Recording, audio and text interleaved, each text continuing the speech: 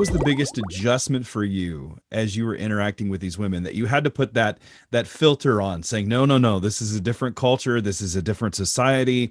How do I live in this society and communicate Christ?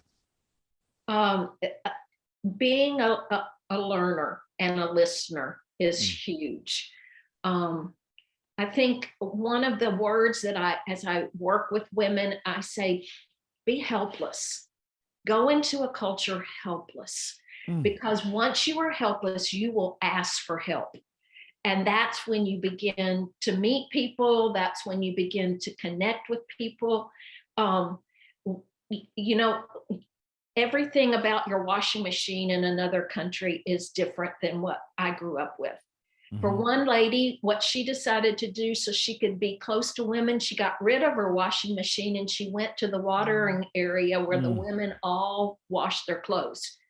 For one woman, she couldn't read the directions, and they hadn't been in the apartment for a week. And she walked across the hall in the apartment and held the book up and looked puzzled. And the family that was in that other apartment walked over, helped her learn how to use her washing machine. They couldn't communicate at all. But by being helpless and being a listener and a learner, she learned that. And then they became best of friends. And these people Mm. helped with language. So I think being helpless is huge. And those of us from the West, we have a hard time being helpless.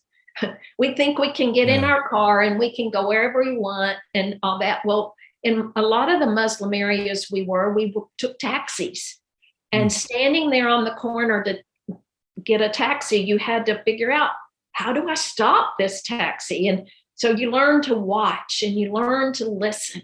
And it's really fun. When my boys were little, I always wanted every day to be an adventure.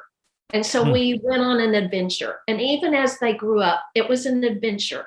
And when it was just Nick and I in a Muslim country, we were on an adventure. And today we've got to learn how to stop that taxi going down the road. And I think if we go in thinking, well, we know it all, we've got it all figured out, we won't get very far. But if we go in with open hands and say, I am a first grader today. I don't Mm. even know how to say hello.